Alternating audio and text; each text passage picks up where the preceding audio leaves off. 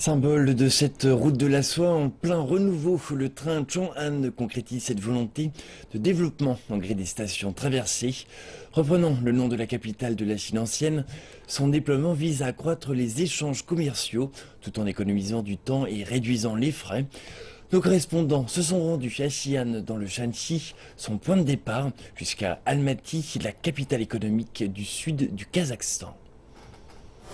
Bien qu'il soit le plus grand port logistique de transport terrestre, le centre international de commerce et de logistique de Xi'an apparaît pour le moment comme un chantier énorme avec une surface de 45 km², des dizaines de lignes de chemin de fer et plus de 2000 entreprises. Progressivement, il est devenu l'arrière-pays de la renaissance de la route de la soie. Zheng Xinglong est le directeur de Xinrang, une société internationale de logistique à Xi'an. Il suit de près le développement du centre logistique depuis 6 ans avec l'aide de sa caméra aérienne. Il y a 6 ans, il a décidé de quitter Shanghai pour s'établir à Xi'an. À cette époque, les centres financiers ont commencé à migrer dans les provinces chinoises de l'intérieur plutôt que de les cantonner aux riches régions côtières. Les voies ferrées ont suivi ce mouvement. J'étais le plus jeune directeur du marketing dans une entreprise renommée à Shanghai. En 2008, j'ai appris qu'un centre logistique serait construit dans ma province natale et j'ai voulu y revenir. C'était difficile au début. J'ai investi plus de 100 000 yuan pour établir mon entreprise et j'ai gagné seulement 900 yuan le premier mois. Personne ne croyait en nous. Personne ne pensait que le commerce extérieur pourrait se développer dans le nord-ouest de la Chine puisque c'était trop loin et trop cher. Mais ils ont eu tort. Que ce soit dans la Chine ancienne ou d'aujourd'hui, Xi'an demeure le point de départ de la route de la soie. Grâce à l'initiative du gouvernement chinois, la société Xinrang a pu connaître un bon décollage dans des circonstances favorables au développement de la logistique terrestre, comme l'indique son nom en chinois. L'entreprise de Zheng Xinglong est maintenant l'une des plus grandes et les plus puissantes du centre logistique. Elle effectue des services logistiques vers l'Asie centrale et a ouvert des boutiques en ligne, ce qui a beaucoup accéléré les transports de marchandises. Les matériaux de construction sont envoyés au Pakistan, les produits électroniques et les appareils électriques au Kazakhstan. Les grands bras mécaniques sont en train de distribuer les conteneurs. Le train Chang'an, locomotive de commerce vers l'Asie centrale, y charge et décharge 2 fois par semaine. Il faut quelques jours seulement pour que ces conteneurs arrivent de Xi'an à destination. Auparavant, cela prenait presque 6 semaines.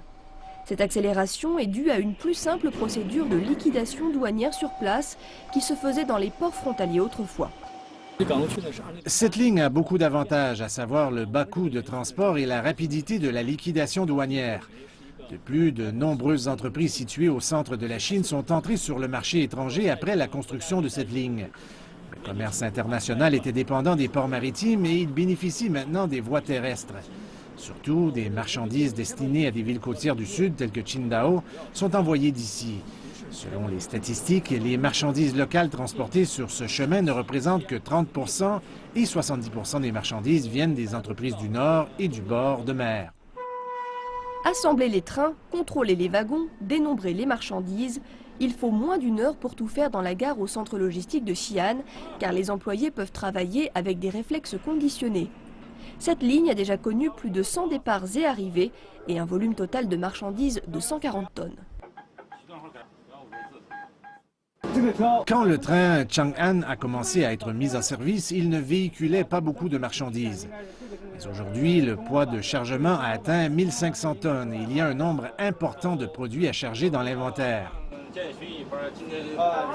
Les marchandises entreposées dans le train de Chang'an ont différentes destinations. Les conteneurs pleins de produits sont destinés à 44 gares d'Asie centrale. Le terminus est à Almaty, la grande ville commerciale dans le sud du Kazakhstan, à 4000 km du point de départ.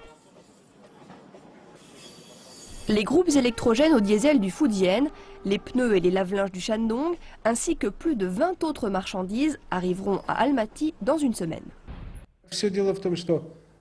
En fait, cela fait 800 km du transit des grandes marchandises à Almaty, soit 8 à 9 heures. Avant, on passait la plupart du temps à la liquidation douanière et à la manutention. Puisque les conteneurs n'étaient pas bien préparés, la plateforme était toujours encombrée. Maintenant, la plateforme est préparée avant l'arrivée du train, ce qui économise beaucoup de temps. Il faut presque 24 heures pour décharger les marchandises. Les commerçants kazakhs peuvent retirer eux-mêmes les petites marchandises passant la liquidation douanière rapide. Les grandes marchandises sont dans un convoi spécial. 80% des conteneurs venant de Chine sont transportés par transit ferroviaire de la compagnie ALG. La renaissance de la route de la soie contribue à son développement. Dès la mise en service du train de Chang'an, le volume des ordres de marchandises chinoises faites par les commerçants locaux s'est multiplié, mais la livraison du Kazakhstan vers la Chine est moins satisfaisante. 80% des conteneurs venant de Chine sont ici. Ils viennent tout en chargement mais repartent à vide. Autrement dit, le volume de l'exportation du Kazakhstan vers la Chine est assez faible. Le problème des conteneurs vides sera vite résolu. Pour le moment, les entrepreneurs chinois considèrent ce marché comme nouveau et peu exploré. Les deux parties n'ont pris que des mesures initiales. Dans un proche avenir, le Kazakhstan enverra pour la première fois une grande quantité de produits agricoles vers la Chine via cette ligne.